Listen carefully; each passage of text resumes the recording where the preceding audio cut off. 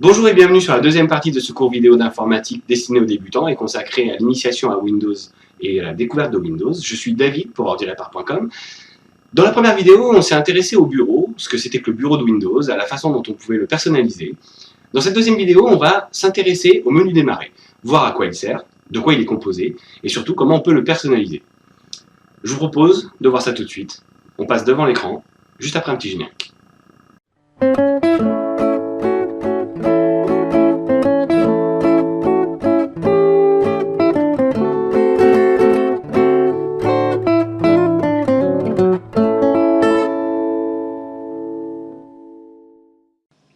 Nous voilà de retour sur l'ordinateur et on va pouvoir maintenant s'intéresser à ce qui se passe dans le menu démarrer.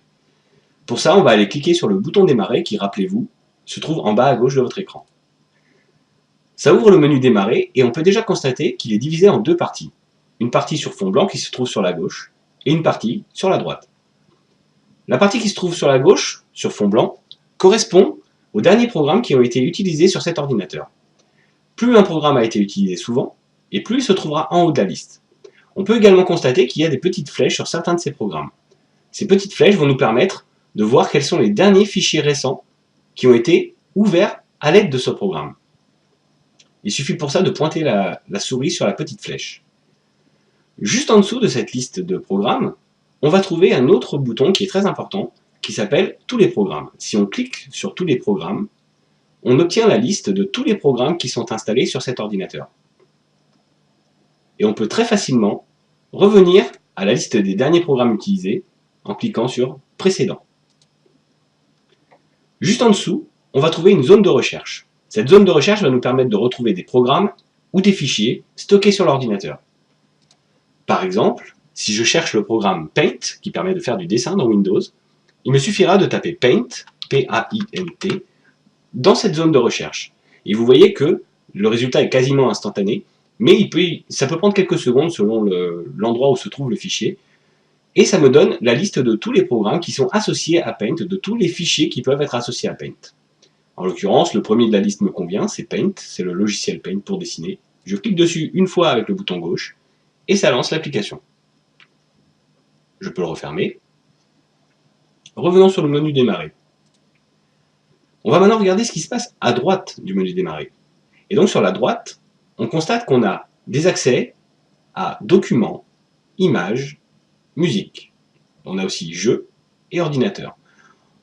Documents, images et musique sont en fait vos dossiers personnels.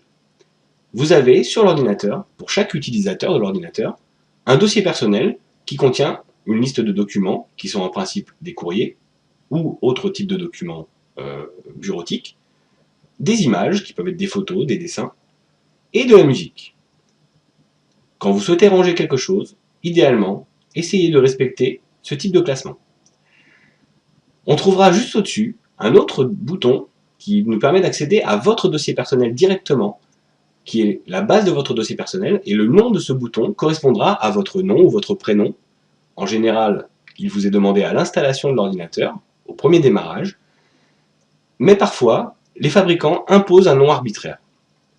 Donc je vais cliquer sur ce bouton, et ça a pour effet de m'ouvrir mon dossier personnel, et je peux constater qu'à l'intérieur de ce dossier personnel, je vais retrouver ma musique, mes documents, mes images, mais également mes vidéos, des parties enregistrées si j'ai des jeux en cours, d'autres documents comme les recherches, les derniers téléchargements qui ont été faits à l'aide d'Internet Explorer, la liste des favoris d'Internet Explorer, également les contacts et le contenu de mon bureau. Alors, pour faire simple, on va tout de suite éclaircir un point qui peut être un petit peu mystérieux. Le dossier Ma musique, mes documents et mes images sont exactement les mêmes dossiers qui se trouvent ici. Documents correspond à mes documents, images correspond à images. Si je pousse un petit peu la fenêtre, on va le voir. Image correspond à mes images et musique correspond à ma musique qui se trouve ici. Et vous remarquerez qu'il y a également un dossier Mes vidéos qui n'apparaît pas sur cette liste. Et bien c'est ce que je vous propose maintenant de personnaliser en cliquant avec le bouton droit sur la barre de tâches à un endroit vide. On va cliquer sur Propriétés dans le menu contextuel et ensuite on va sélectionner l'onglet Menu démarrer. On va enfin cliquer sur Personnaliser. Et dans cette liste, nous allons pouvoir choisir quels sont les éléments qui sont affichés dans le menu démarrer. Donc on peut constater que document est affiché en tant que lien, que le dossier personnel est également affiché en tant que lien, image également. Si je descends, on va retrouver les jeux, on va retrouver la musique. Et si je continue de descendre, on va voir que vidéo est marqué comme ne pas afficher cet élément. Nous allons cliquer simplement sur afficher en tant que lien et valider en cliquant sur OK. On clique à nouveau sur OK. Et maintenant, si je regarde dans le menu démarrer, vous constaterez que le dossier vidéo est maintenant disponible également dans la liste des raccourcis. On va retrouver en dessous un autre lien qui est important, qui s'appelle ordinateur. Ordinateur, si je clique dessus, m'ouvre l'explorateur de Windows et me permet de voir les lecteurs actuellement raccordés à l'ordinateur. À savoir que sur cet ordinateur, j'ai 2 disques durs et que j'ai un lecteur de CD DVD, graveur également. On pourra très bien retrouver dans cette liste toutes les clés USB, les disques durs externes, toutes les choses qui pourraient se raccorder, qui sont des périphériques de stockage, qui pourraient être raccordés à l'ordinateur. On ferme à présent ces 2 dossiers. On va regarder une dernière petite chose, 2 dernières petites choses qui sont intéressantes. Revenons un peu sur la partie gauche. Donc vous voyez que les derniers programmes utilisés sont listés ici. Mais que se passe-t-il si par exemple je souhaite avoir un programme en permanence? Eh bien c'est très simple. Par exemple, pour aller sur Internet, j'utilise Google Chrome. Donc je vais rechercher par exemple Chrome. Il me le trouve. Et à présent, je vais cliquer avec le bouton droit sur Google Chrome. Et je vais sélectionner Épingler au menu démarrer. En sélectionnant Épingler au menu démarrer, ce programme sera toujours disponible. Je clique ailleurs et je reviens dans le menu démarrer. Et vous constatez maintenant que Google Chrome se trouve en haut de la liste. Il est séparé des autres programmes par une petite barre, ce qui m'indique bien que c'est un programme qui a été épinglé. Pour le lancer, il me suffira de cliquer dessus. Si par exemple vous vous êtes trompé, ou tout simplement que vous souhaitez faire disparaître ce logiciel de la liste des raccourcis directement épinglé au menu démarrer, il suffira de cliquer à nouveau avec le bouton droit dessus et de cliquer sur détacher du menu démarrer. Le programme n'est plus disponible dans la liste, on peut néanmoins le retrouver en tapant son nom, il est toujours dans l'ordinateur, on peut encore le lancer. Pour finir, on va s'intéresser à 2 autres options, que sont le panneau de configuration, qui vous permet de régler tous les paramètres fins de votre ordinateur, tous les réglages très pointus de votre ordinateur. On ne va pas rentrer dans le détail sur cette vidéo-là, on fera une autre vidéo pour détailler un peu ce qu'il y a dans le panneau de configuration et la façon de paramétrer certains des éléments de ce panneau de configuration, qui est, ma foi, très complexe. Et on va regarder un dernier point, qui est le bouton qui se trouve en bas. Vous remarquerez que c'est le bouton arrêter, et c'est celui qui vous permet d'éteindre l'ordinateur. Donc il est conseillé de s'en servir pour éteindre l'ordinateur. Vous pouvez constater à côté de ce bouton que parfois, il y aura une sorte de bouclier avec un point d'exclamation. Ce bouclier indique simplement que Windows a des mises à jour qui doivent être installées. Les mises à jour ont déjà été téléchargées, elles sont prêtes à être installées, elles s'installeront au moment où l'ordinateur s'éteindra. En effet, Windows n'est pas un logiciel figé, c'est un logiciel qui évolue. Et la société Microsoft, qui édite ce logiciel Windows, crée régulièrement des mises à jour. Ces mises à jour sont disponibles en téléchargement, elles se téléchargent automatiquement en fonction du paramétrage qu'on verra probablement dans une autre vidéo qui peut être faite dans le panneau de configuration, et elles s'installent soit immédiatement, quand c'est possible, soit parfois, il faut attendre que l'ordinateur s'éteigne. C'est pour cette raison qu'il est conseillé de l'éteindre régulièrement, de façon à installer ces mises à jour. Un dernier détail, cette petite flèche qui se trouve juste à côté du bouton arrêter, en pointant la souris dessus et en cliquant dessus, on obtient d'autres possibilités comme la possibilité de mettre en veille l'ordinateur ou de le redémarrer. Voilà à peu près ce qu'on pouvait dire sur le menu démarrer. On se retrouve dans le monde réel pour une petite conclusion.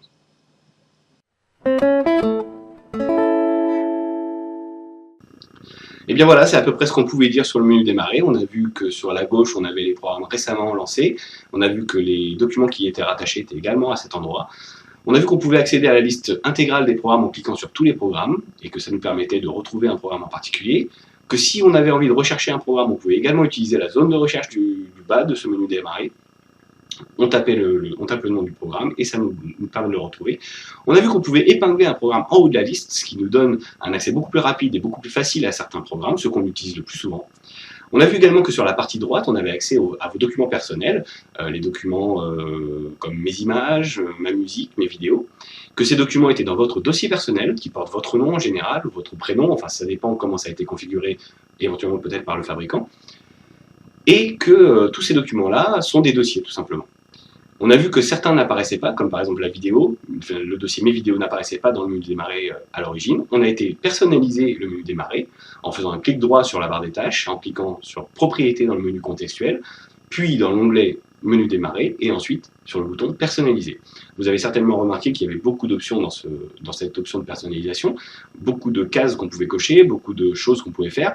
N'hésitez pas à faire des essais par vous-même, et vous verrez que finalement vous ne risquez rien du tout. Vous savez précisément comment le retrouver, donc il n'y a pas vraiment de danger là-dessus. Il suffira de réactiver certains liens si vous les avez enlevés, et si vous affichez trop de choses, c'est simple, il suffira de les enlever également si vous vous êtes trompé. On a vu que dans ce menu démarrer, sur la partie droite toujours, on avait accès à un bouton qui s'appelait ordinateur, et que ce bouton ordinateur donnait la liste des lecteurs raccordés à votre ordinateur, c'est-à-dire les disques durs, les lecteurs CD, éventuellement les lecteurs de cartes, les cartes mémoire, comme les cartes SD qui sortent des appareils photo. On a vu qu'on pouvait éventuellement raccorder des clés USB, des choses comme ça, et que tout ça va apparaître dans cet explorateur et dans la partie ordinateur. On a parlé également rapidement du panneau de configuration. Alors c'est vrai qu'on a très rapidement survolé cette partie-là, mais le panneau de configuration, c'est quelque chose qui peut être assez complexe. Alors, rien de grave là-dedans, bien sûr, aucun problème, on fera d'autres vidéos qui expliqueront plus en détail certains éléments du panneau de configuration. Et on a vu enfin qu'on pouvait arrêter l'ordinateur, et même tout simplement, je pense que vous l'avez déjà fait, que pour arrêter l'ordinateur, on utilise ce menu démarrer, on utilise le bouton arrêter. Et que parfois, une petite icône en forme de bouclier apparaissait à côté du bouton arrêter, et tout simplement, ça signifiait que l'ordinateur avait des mises à jour qui devaient être installées. Effectivement, comme je vous l'ai dit, Windows est mis à jour régulièrement par Microsoft, et ces mises à jour se téléchargent, en tout cas peuvent se télécharger de façon automatique, et certaines de ces mises à jour nécessitent l'arrêt de l'ordinateur pour pouvoir être installées. On a vu que de là, on pouvait également redémarrer ou mettre en veille l'ordinateur. Donc j'espère que cette vidéo vous a été utile. Si vous avez un doute sur quelque chose, si vous n'avez pas bien compris quelque chose, je vous invite à la revisionner, et de même que la vidéo concernant le bureau de Windows. En attendant, je suis David pour ordirepar.com. Si cette vidéo vous a plu, n'hésitez pas en tout cas à la partager, à en parler autour de vous, à mettre un petit pouce vers le haut, c'est toujours sympathique. Évidemment, vous pouvez mettre un petit commentaire, je me ferai un plaisir de vous répondre. Et je vous donne rendez-vous très prochainement pour la prochaine vidéo, en fait, qui va correspondre normalement à la suite, c'est-à-dire la barre de tâches. Voilà, à bientôt!